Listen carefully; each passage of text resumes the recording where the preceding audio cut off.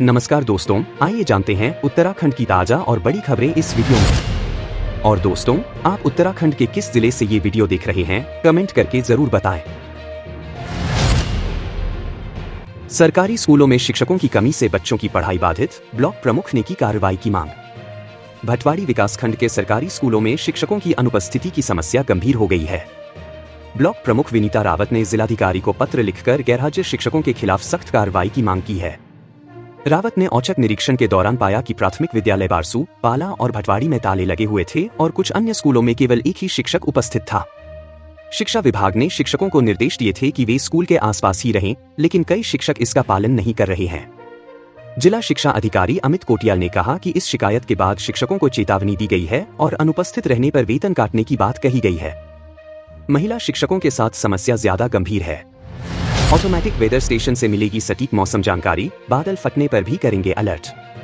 पर्वतीय इलाकों में बढ़ते तापमान के कारण बादल फटने की घटनाएं बढ़ रही हैं। डॉपलर रडार से मौसम का अनुमान लगाना मुश्किल हो रहा है। ऐसे में रेन गेज सिस्टम और ऑटोमेटिक वेदर स्टेशन से सटीक मॉनिटरिंग की जा सकती है। भौतिक विज्ञानी डॉक्टर आलोक सागर गौतम ने कहा कि मध्य हिमालय से उच्च हिमालयी क्षेत्रों में तेजी से बढ़ता तापमान और वायु प्रदूषण अतिवृष्टि का कारण हो सकता है। उन्होंने सुझाव दिया कि उत्तराखंड के उच्च हिमालयी क्षेत्रों में रेन गेज सिस्टम और प्रत्येक जिले में ऑटोमेटिक वेदर स्टेशन स्थापित किए जाने चाहिए। इससे बादल फटने और अतिवृष्टि की घटनाओं का सटीक अनुमान लगाया जा सकेगा। बढ़ते हैं अगली खबर की ओर। यूयू ऑनलाइन असाइनमेंट मामला, रामनगर के साइबर कैफे के खिलाफ मुकदमा दर्ज। उत्तराखंड मुक्त विश्वविद्यालय ने रामनगर के एक साइबर कैफे के खिलाफ मुकदमा दर्ज करवाया है, जिसमें आरोप है कि यह कैफे छात्रों के ऑनलाइन असाइनमेंट करवा रहा है और उनके भविष्य के साथ खिलवाड़ कर रहा है। विश्वविद्यालय के प्रोफेसर डॉक्टर एस मौर्य ने जानकारी दी कि साइबर कैफे संचालक असाइनमेंट को व्यापार बना चुके हैं और सोशल मीडिया पर इसके विज्ञापन प्रसारित कर रहे हैं। छात्रों से असाइनमेंट के लिए उनका नाम, जन्मतिथि आदि जानकारी लेकर पैसे वसूले जा रहे हैं। यूयू प्रशासन ने इस फर्जीवाड़े के खिलाफ कार्रवाई की है। IAS अमित नेगी की PMO में एंट्री। उत्तराखंड कैडर के IAS अधिकारी अमित नेगी को प्रधानमंत्री कार्यालय में अपर सचिव के पद पर नियुक्त किया गया है। 1999 बैच के IAS अधिकारी अमित नेगी, जो पहले वित्त विभाग की जिम्मेदारी देख रहे थे, अब PMO में अपनी सेवाएं देंगे। यह नियुक्ति कैबिनेट की नियुक्ति समिति द्वारा की गई है, जिसमें 14 अधिकारियों को नए कार्यभार दिए गए हैं। अमित नेगी के साथ अब उत्तराखंड से 2 IAS अधिकारी PMO में महत्वपूर्ण भूमिका निभाएंगे। नवोदय विद्यालय में अव्यवस्थाओं से परेशान अभिभावकों ने 106 बच्चों के नाम काटे। नैनीताल जिले के कोटाबाग स्थित राजीव गांधी नवोदय आवासीय विद्यालय में अव्यवस्थाओं के कारण 106 बच्चों के अभिभावकों ने स्कूल से नाम कटवा लिया है। अभिभावकों ने विद्यालय में प्रधानाचार्य, वार्डन और सफाई कर्मियों की कमी के कारण बच्चों को खुद सफाई करने और रात में असुरक्षित महसूस करने की शिकायत की है। इस मामले में विधायक बंशीधर भगत और SDM रेखा कोहली ने विद्यालय का निरीक्षण कर अव्यवस्थाओं को सुधारने के निर्देश दिए हैं। बढ़ते हैं अगली खबर की ओर। उत्कृष्ट कार्य करने वाली महिलाओं को दिया जाएगा तीलू रौतेली और आंगनबाड़ी राज्य स्तरीय पुरस्कार। उत्तराखंड में विभिन्न क्षेत्रों में उत्कृष्ट कार्य करने वाली 13 महिलाओं को तीलू रौतेली राज्य स्तरीय पुरस्कार और 32 आंगनबाड़ी कार्यकर्ताओं को राज्य स्तरीय आंगनबाड़ी पुरस्कार से सम्मानित किया जाएगा। इस अवसर पर महिला सशक्तिकरण एवं बाल विकास मंत्री रेखा आर्या इन महिलाओं को सम्मानित करेंगी। पुरस्कार पाने वाली महिलाओं में खेल, साहित्य, हस्तशिल्प और सामाजिक कार्यों में योगदान देने वाली महिलाएं शामिल हैं। बॉलीवुड एक्टर राजपाल यादव की CM धामी से मुलाकात। बॉलीवुड अभिनेता राजपाल यादव ने मुख्यमंत्री पुष्कर सिंह धामी से मुलाकात की और उत्तराखंड में फिल्म शूटिंग की संभावनाओं पर चर्चा की। मुख्यमंत्री ने राज्य में फिल्म शूटिंग को बढ़ावा देने के लिए सरकार के प्रयासों की जानकारी दी और फिल्म निर्माण के लिए सब्सिडी देने का प्रावधान भी बताया। शिक्षिका की आपत्तिजनक फोटो वायरल करने वाली छात्रा गिरफ्तार। बाजपुर में एक शिक्षिका की आपत्तिजनक एडिटेड फोटो सोशल मीडिया पर वायरल करने के मामले में पुलिस ने हरिद्वार से एक युवती को गिरफ्तार किया है। युवती ने आरोप लगाया है कि शिक्षिका ने उसे मानसिक रूप से प्रताड़ित किया था, जिसके कारण उसने बदला लेने के लिए यह कदम उठाया। पुलिस ने युवती के मोबाइल जब्त कर जांच शुरू कर दी है। दोस्तों, नजर डालते हैं अगली खबर पर। भारी बारिश से सचिवालय परिसर में जलभराव, अधिकारियों और कर्मचारियों को हुई भारी परेशानी। उत्तराखंड में भारी बारिश के कारण आम जनजीवन प्रभावित हो गया है। बुधवार को हुई मूसलाधार बारिश से देहरादून सचिवालय परिसर जलमग्न हो गया। सचिवालय परिसर में जल भराव के कारण कर्मचारियों और अधिकारियों को कामकाज में परेशानी का सामना करना पड़ा। मुख्यमंत्री पुष्कर सिंह धामी ने आपदा प्रभावित क्षेत्रों का हवाई सर्वेक्षण किया और आपदा की स्थिति की लगातार मॉनिटरिंग कर रहे हैं। मौसम विभाग ने देहरादून समेत 5 जिलों में भारी बारिश का अलर्ट जारी किया है। बागेश्वर के लिए ऑरेंज अलर्ट और देहरादून, नैनीताल, रुद्रप्रयाग और टिहरी के लिए येलो अलर्ट जारी किया गया है। दयारा बुग्याल के बटर फेस्टिवल में सीमित लोगों को भाग लेने की अनुमति, हाईकोर्ट का आदेश। उत्तराखंड के दयारा बुग्याल में होने वाले बटर फेस्टिवल के आयोजन के लिए नैनीताल हाईकोर्ट ने 1500 लोगों को अनुमति दी है।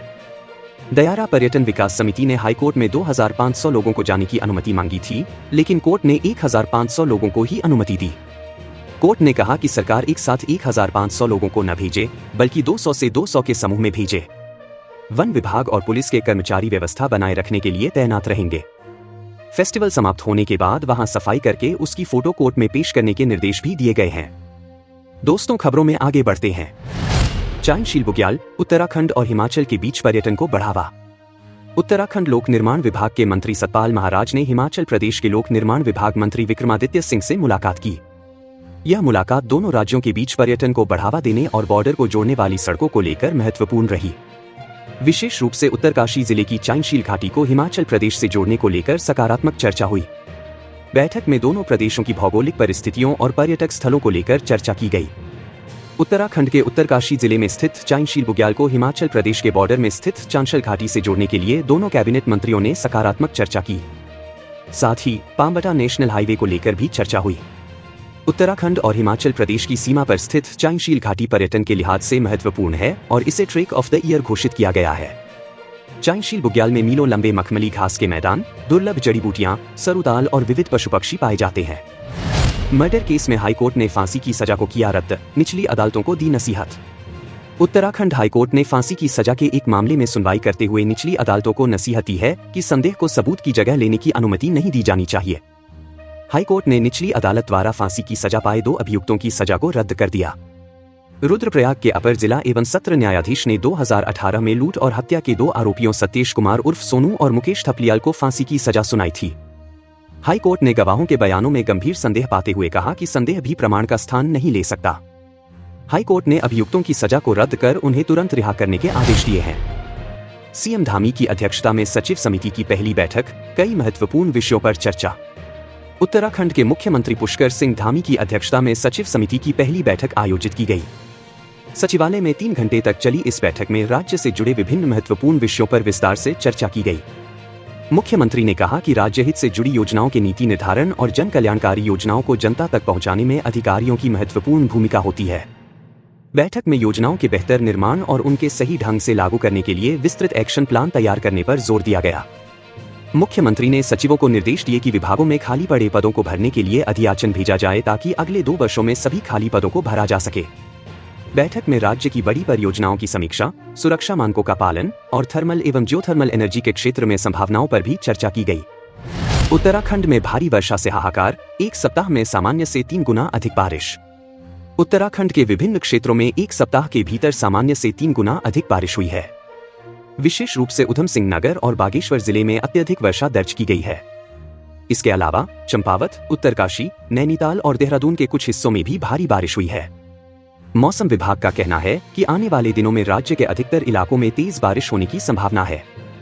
मौसम विज्ञान केंद्र के निदेशक विक्रम सिंह के अनुसार आगामी दिनों में कुमाऊं रीजन के कुछ स्थानों में हल्की से मध्यम बारिश हो सकती है, जबकि नैनीताल, चंपावत, उधम सिंह नगर और देहरादून जिलों के कई स्थानों में भारी बारिश की संभावना है।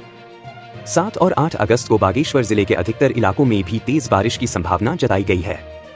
विक्रम सिंह ने चेतावनी दी है कि पर्वतीय जिलों में तेज बारिश के कारण भूस्खलन हो सकता है, जिससे यात्रियों और स्थानीय लोगों को सतर्क रहने की सलाह दी गई है। 1 सप्ताह पूर्व केदार घाटी में भी भारी बारिश से भारी नुकसान हुआ था, जिसमें भीमबली के पास मलबा आने से रास्ता बंद हो गया था और सोनप्रयाग में भूस्खलन से भी नुकसान हुआ था। दोस्तों, अभी के लिए बस इतना ही। उत्तराखंड और देश दुनिया की ताज़ा खबरों के लिए ओहो न्यूज़ को YouTube पर सब्सक्राइब करें और Facebook पर फॉलो करें।